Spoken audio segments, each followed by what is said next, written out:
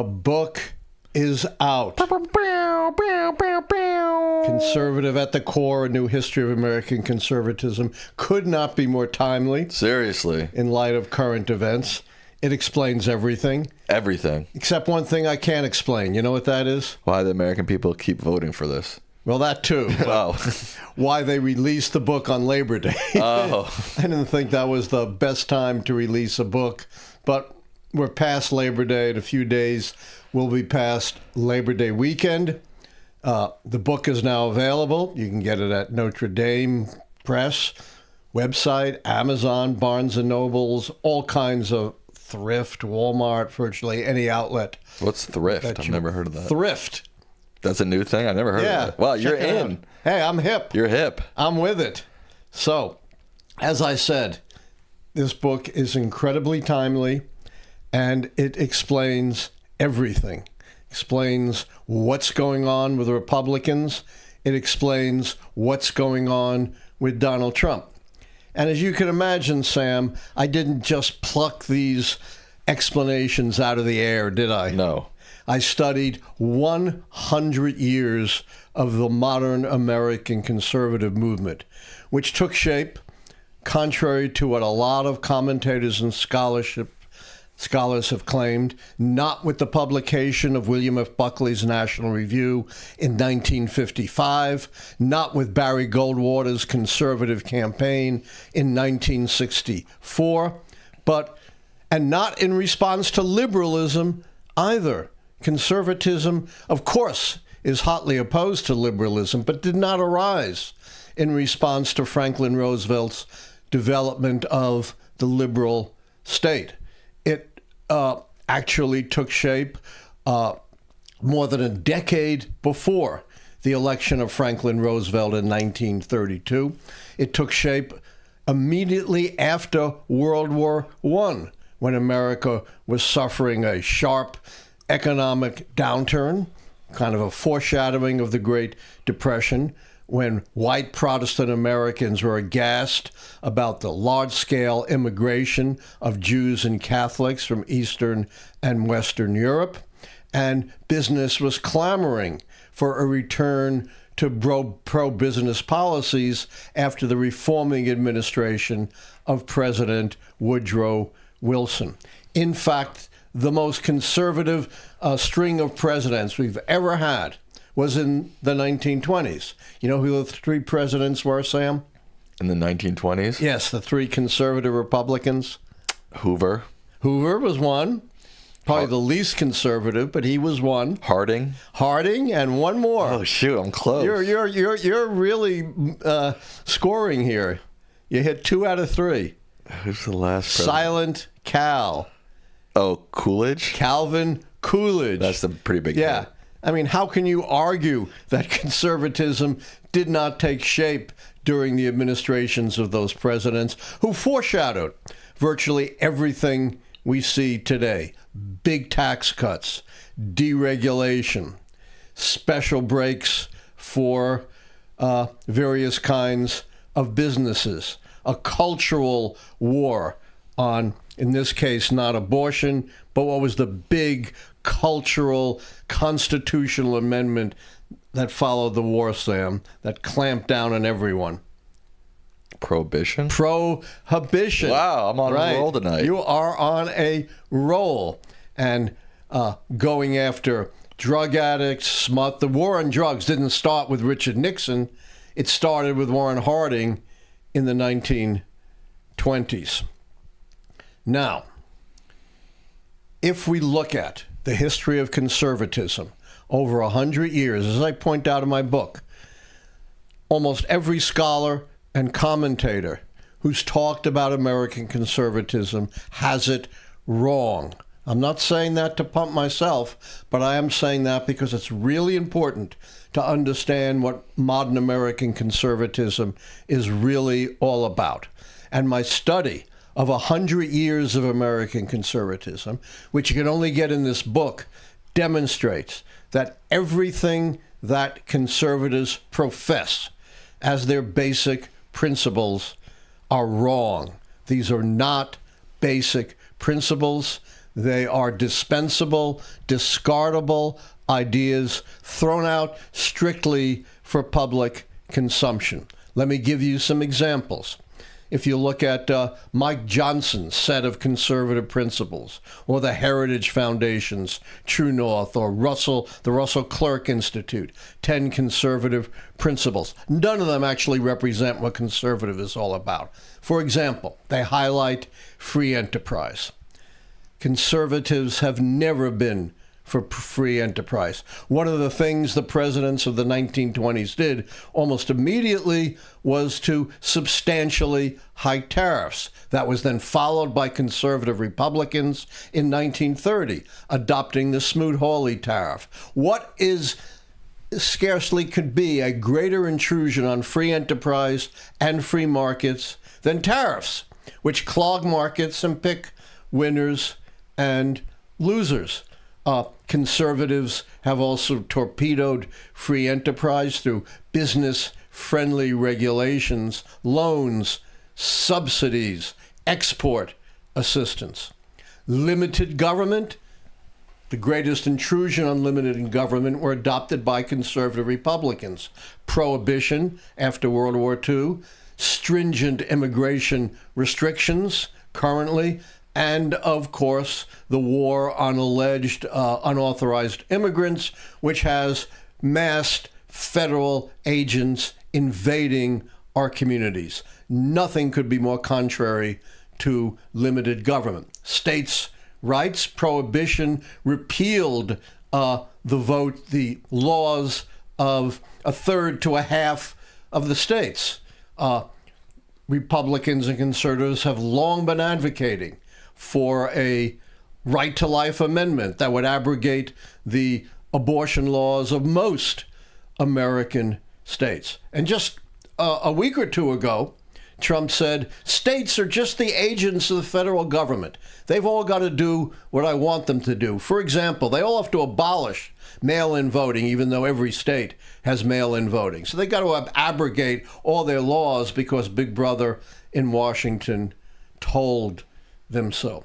Strict construction of the Constitution. It was conservatives who equated campaign spending with free speech, something that the framers would find aghast. It was conservatives who somehow conjured up this incredible immunity for the president, even though it's nowhere present, even inferentially, in the Constitution. Personal morality and responsibility. Do I need to say anything more about Donald Trump when it comes to personal morality and responsibility? No. So what do conservatives really stand for? If all of these professed principles, which have hoodwinked almost everyone who's talked about conservatism, do not represent conservatism, what have conservatives consistently followed from the end of World War II to the second Donald Trump term? There are two immutable core values. One is preservation of private, not free enterprise. With all of these interferences with the market and all of their anti-union activities, which interfere with the market, interfere with free negotiations between unions and employers, Republicans have pumped up, advanced the interests of private enterprise. Sam, what is the one big bill, the one thing, the only thing really in Trump's 2 terms that he got through Congress? His tax bills. Huge tax cuts for business and the wealthy, and of course major deregulation, which essentially lets business and corporations do what they will and not have to worry about destroying our environment, committing financial fraud or other crimes. They pretty much have a free hand, and that's been consistent from the tax cuts and deregulation of the Harding administration in the early 1920s right up to the second Trump term. In addition to cutting taxes, though he hasn't gotten through Congress, what is Trump doing, for example, with the Smithsonian or our educational institutions? Bending it to his will. waging cultural war, exactly. And that is the second consistent policy that conservatives have followed from the 1920s prohibition and war on drugs and war on homosexuals, which goes back to that period as well, deviant sexuality, the lavender scare of the 1950s, right up to Trump's culture wars, is to advance their own narrow, distorted view of traditional Christian thinking in other teachings. In other words, what they focused on is things at the absolute fringes of what Jesus teaches. You know, they focused on abortion. What does Jesus say about abortion, Sam? Nothing. Nothing. Same-sex marriage, same-sex relations, gender-affirming care, things which either are not mentioned at all or at best indirectly, inferentially in a minor way. And they ignore the vast bulk of the teachings of Jesus, which are also consistent with the traditions of Judaism. They often talk about the Judeo-Christian tradition. What are these teachings that they ignore and violate? Warnings about the dangers of wealth and greed. Who was it who said, Sam, it is easier for a camel to go through an eye of the needle than for a rich man to go to heaven? Jesus. Jesus said that, along with lots of other warnings about wealth and greed. What else is he stressed? Fidelity to the truth, the care for the poor, the disadvantaged, the sojourner, the vulnerable. This is the vast bulk of not only the teachings of Jesus, but the teachings of the great religions of the world, and they are totally ignored and violated by conservatives who claim to be consistent with the Judeo-Christian or the Christian tradition. What the book notes and proves is how outlandish this was, and the basic finding is that their politics determine their religion, not their religion guiding their politics, as Speaker Mike Johnson claims. You know, he was asked, what's your politics? And he said, pick up a Bible and you'll find out. Well, anyone who's picked up a Bible knows that there's nothing close to what's in the Bible to what Speaker Johnson and his allies are pushing.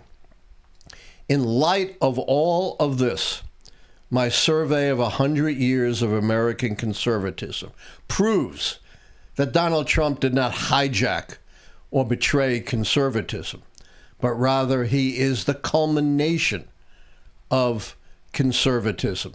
He represents the endpoint of our time of the 100-year history of conservatism, which, as I said, protects private enterprise, wages culture war, considers liberals not just to be wrong on the issues, but to be mortal enemies, and has from time to time exploited anti-Semitism, misogyny, racism, and xenophobia.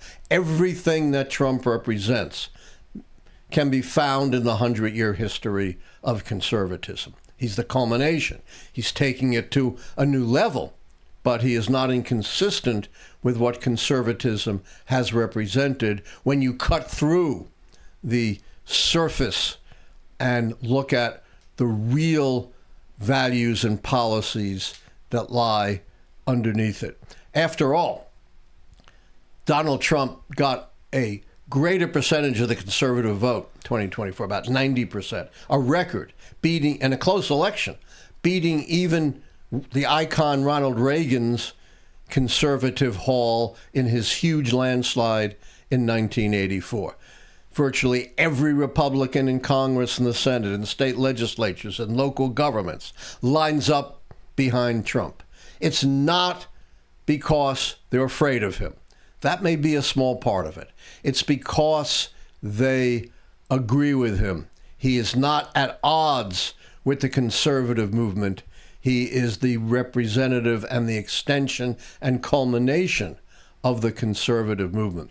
He burst out of nowhere to get the Republican nomination because he gave conservatives permission to say the kinds of things that they believe, but more cautious politicians like Governor Kasich or Governor Jeb Bush were simply unwilling to do. So if you want to understand anything about our politics today or about the last 100 years of American history, I strongly recommend you check out my book, Conservative at the Core, A New History of American Conservatism. The Library Journal said, highly recommended for anyone interested in history or politics. I think it's the book of the century. Why not? That's my opinion, of course. Thanks for watching our video. And don't forget to like, subscribe, and become a member today.